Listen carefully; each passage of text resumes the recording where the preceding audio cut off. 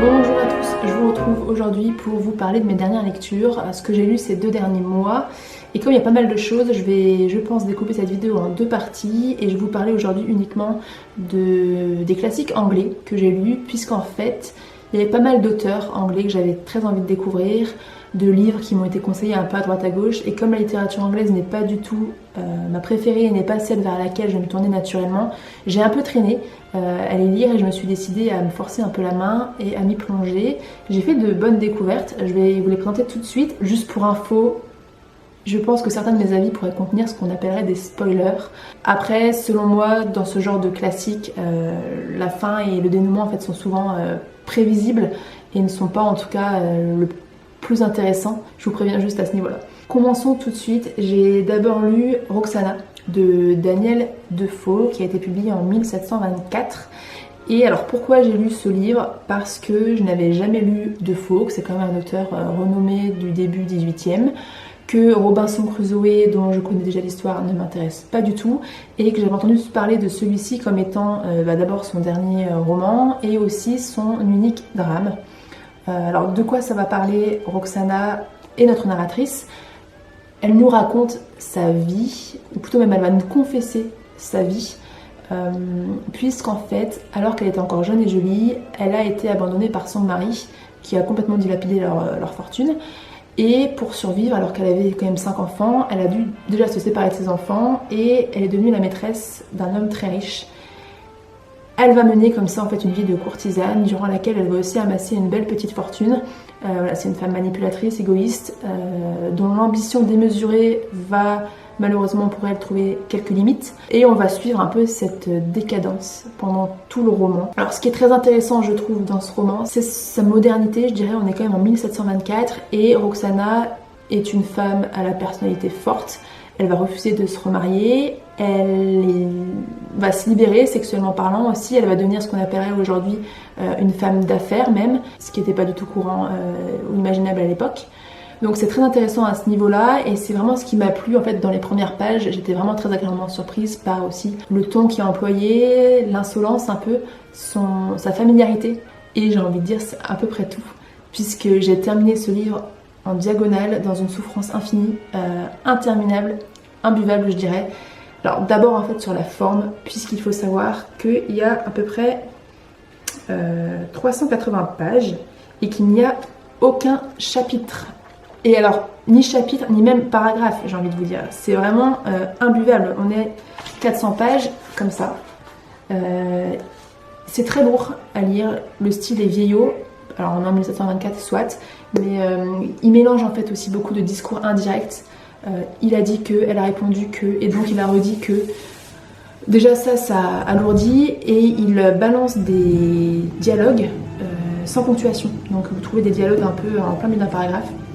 Voilà, donc c'est pas très agréable à la lecture.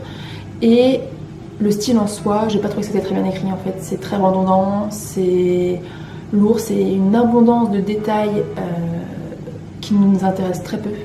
Et donc on s'en lasse. Et voilà.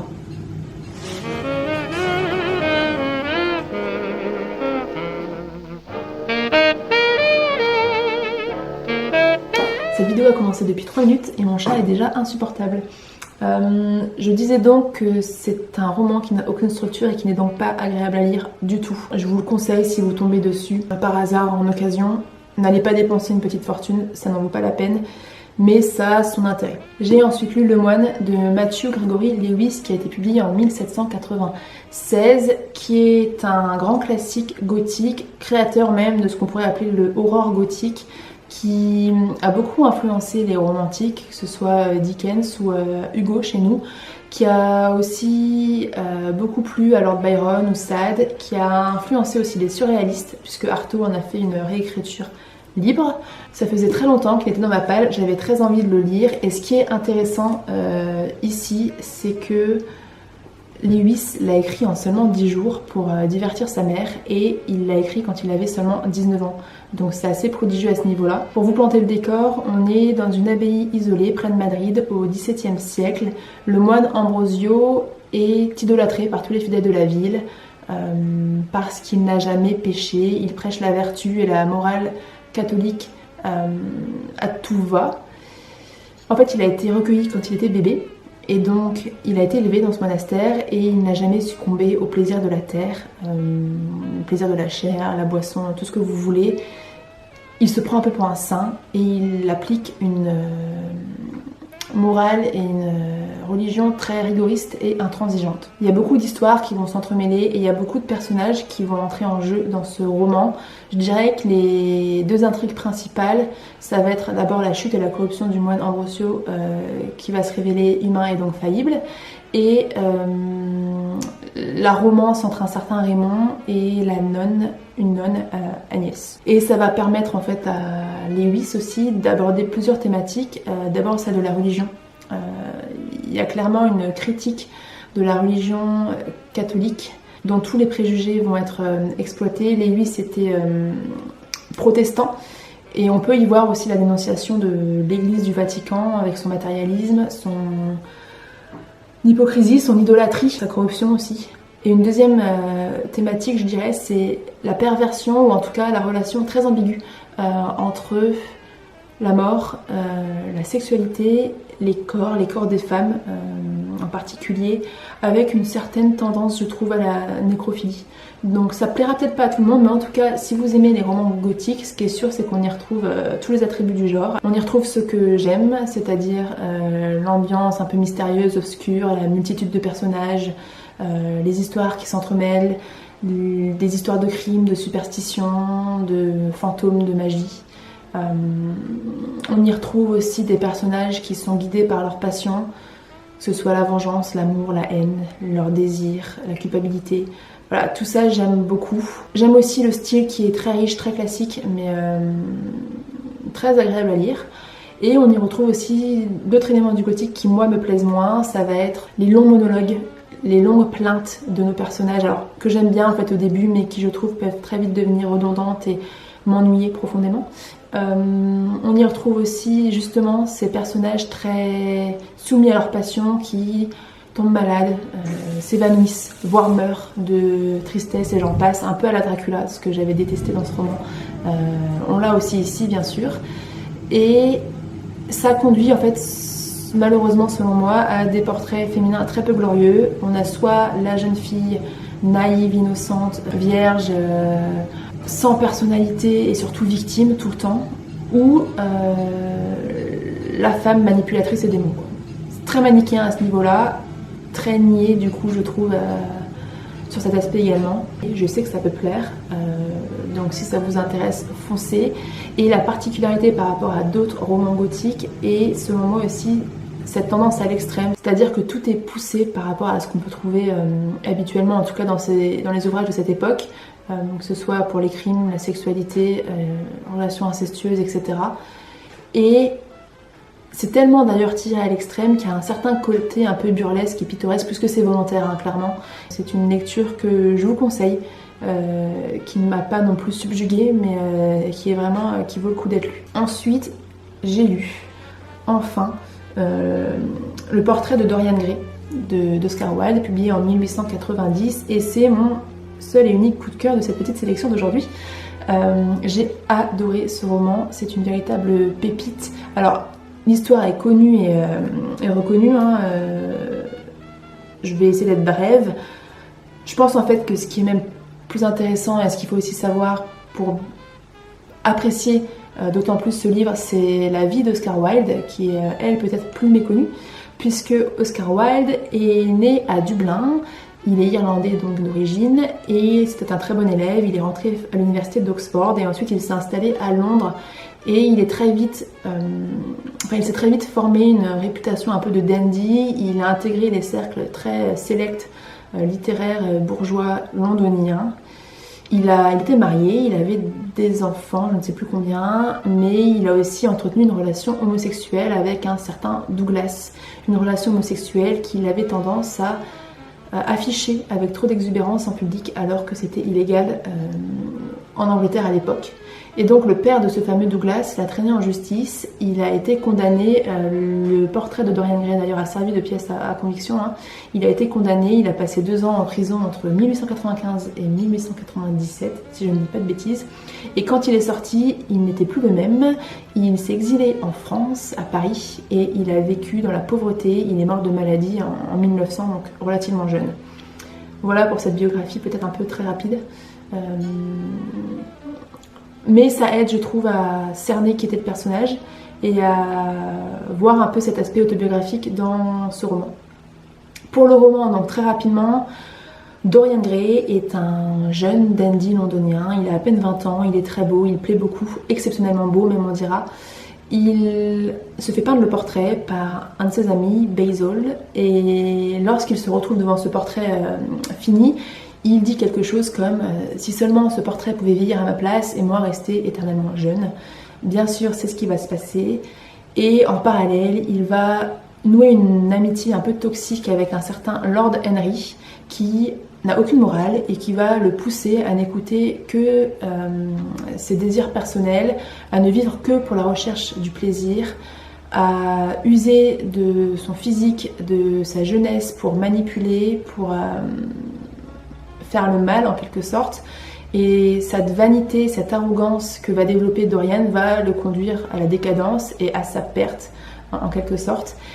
Et cette histoire est l'occasion pour Oscar Wilde de nous parler de l'esthétique, de la beauté, de l'art en tant que tel, de la jeunesse, de la mort, de l'immortalité, de la recherche du plaisir, de l'hédonisme, de l'homosexualité aussi de façon beaucoup plus implicite, et toujours avec un certain cynisme et un certain pessimisme aussi sur l'humanité qui personnellement me plaît beaucoup. C'est extrêmement bien écrit, énormément d'esprit, d'intelligence. J'ai honnêtement annoté quasiment toutes les pages. C'est vraiment ces livres où tout est intéressant et tout est à prendre. Je vous conseille aussi de regarder le documentaire Arte. Je vais vous mettre le lien en barre d'infos, très intéressant. Il y a en fait énormément d'interprétations qui peuvent être tirées de ce livre autobiographique par rapport à la vie et la personnalité d'Oscar Wilde, philosophique aussi. Et on peut même faire un rapprochement avec Goethe et Faust, avec finalement ici une manifestation plus crédible et réaliste du diable à travers le personnage de Lord Henry, qui va tirer Dorian vers le bas. Donc voilà pour ça, vraiment très bien. Je vous le conseille 1000 fois. Ensuite, j'ai lu 2 romans de Forster, qui était un auteur anglais que j'avais très envie de lire aussi depuis un bout de temps. J'ai d'abord lu Maurice, qui m'avait été beaucoup conseillé, qui a été publié en 1971, mais qui a été écrit en 1913. Il a été publié en fait post-mortem, en raison de sa thématique et de son caractère autobiographique, puisqu'il nous parle de l'homosexualité. On va ici en fait Maurice, qui est un jeune issu de la nouvelle bourgeoisie anglaise. Il va entrer à Cambridge et il va y rencontrer Clive, lui issu plutôt d'une famille de fermiers aisés, et ils vont nouer une relation d'abord intellectuelle, une amitié qui va devenir rapidement ambiguë, et ils vont plutôt entretenir en fait pendant 2 ans une relation amoureuse platonique. Sauf que Maurice va s'attacher beaucoup à ce Clive, et Clive, lui, va ensuite nier cette relation qu'ils ont pu avoir, et il va rencontrer une femme, épouser une femme, et suivre en fait le schéma finalement qui avait été prévu pour lui. Maurice va très mal le vivre, et ça va l'amener à se poser énormément de questions sur son identité, sur qui il est, sur son orientation sexuelle, sur ce qu'on pourrait appeler sa normalité, dans une époque où l'homosexualité était interdite et non reconnue. C'est vraiment ce cheminement psychologique qui est intéressant, puisqu'on va suivre Maurice, on va le voir se découvrir, apprendre à se connaître, le voir s'assumer ou non, accepter sa différence. Par contre, c'est vrai que c'est très lent, il se passe pas grand chose. Moi, ça m'a vraiment beaucoup ennuyée. Il y a en fait aussi en fond toute cette fresque sociologique, sociale plutôt, de l'Angleterre du XXe siècle. J'ai pas été convaincue, et en fait aussi simplement le fait que ces histoires d'amour très platoniques qui sont décrites ne m'ont pas convaincue, ne m'ont pas émue. Voilà, je les ai pas trouvées très fortes finalement. Et une dernière chose qui m'a manqué dans ce livre, j'aime bien quand il y a de l'humour, un minimum, même quand ce sont des sujets graves et sérieux qui sont traités. Et là, pour le coup, ce n'est pas drôle du tout, c'est très très sérieux et ça accentue cette impression d'ennui profond.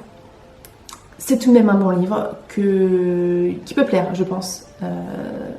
Et que si jamais la thématique en fait vous intéresse, je vous le recommande tout de même.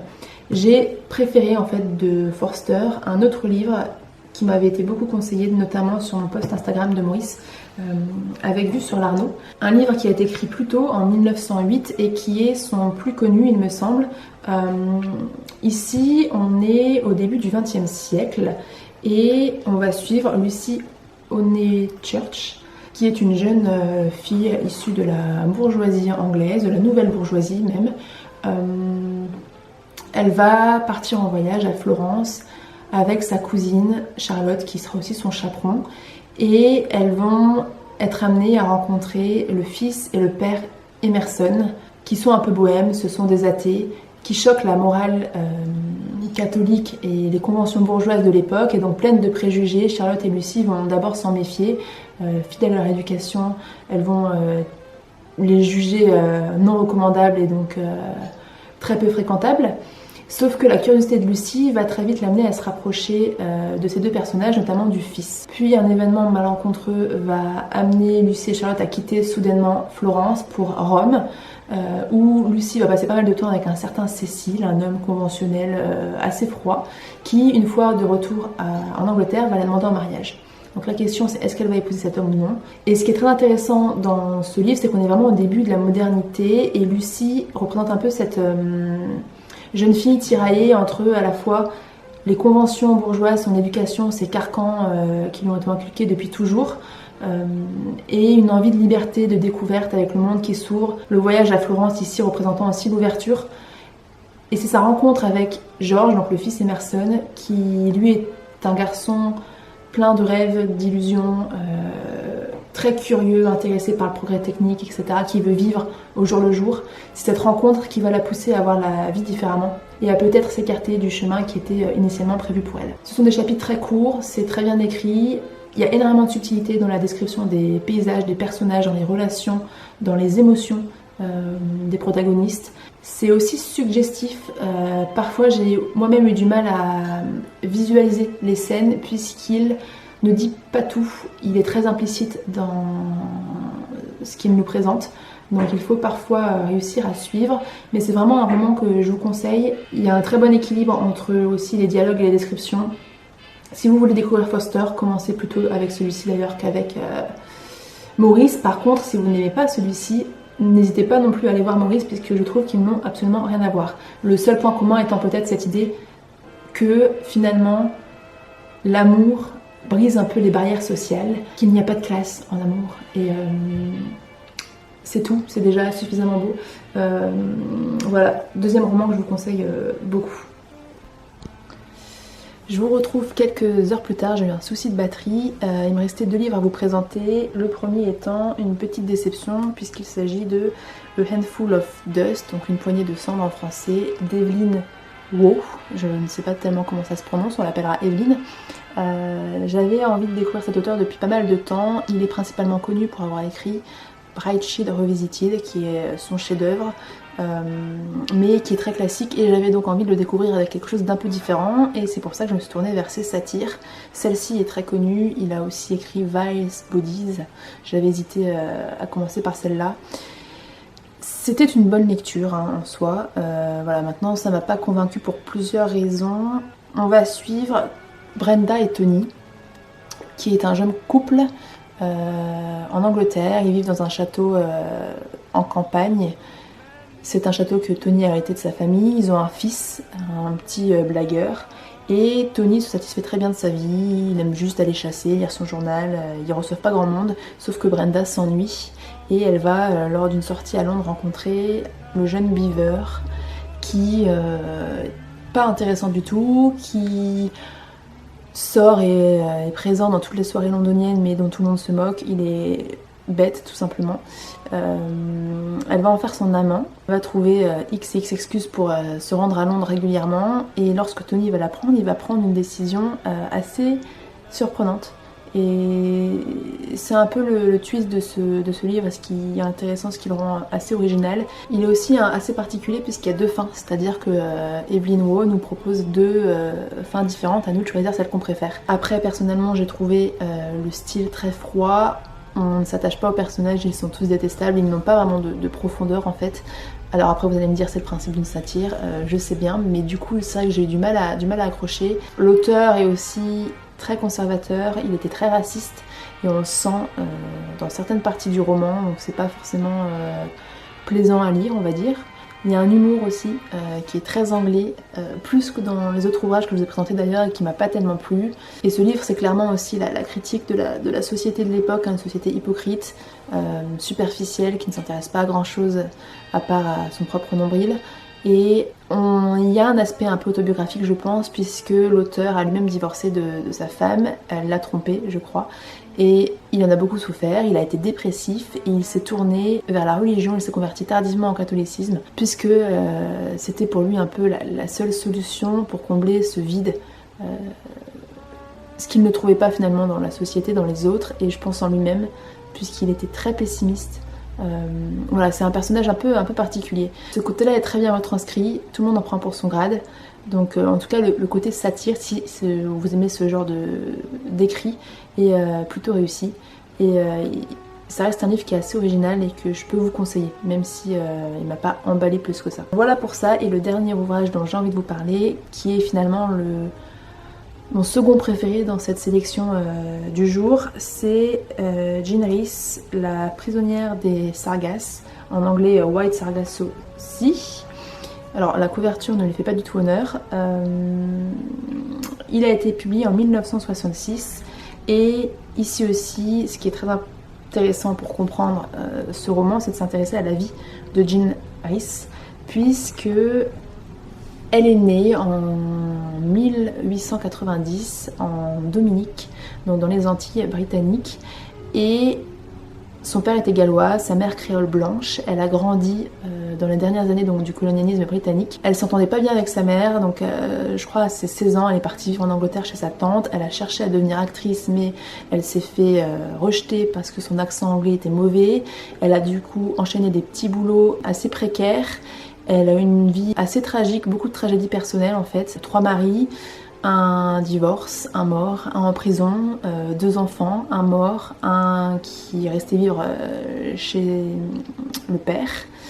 Et elle a commencé à écrire à la fin des années 20, mais elle a très vite été oubliée et on a reparlé d'elle, je crois, après la Seconde Guerre mondiale, pas avant le début des années 50. Ce qui est intéressant ici, c'est que c'est une préquelle en fait du Jane Eyre d'Anne Brontë, publié en 1847. Si vous avez lu Jane Eyre, tant mieux, vous comprendrez très bien de quoi il s'agit.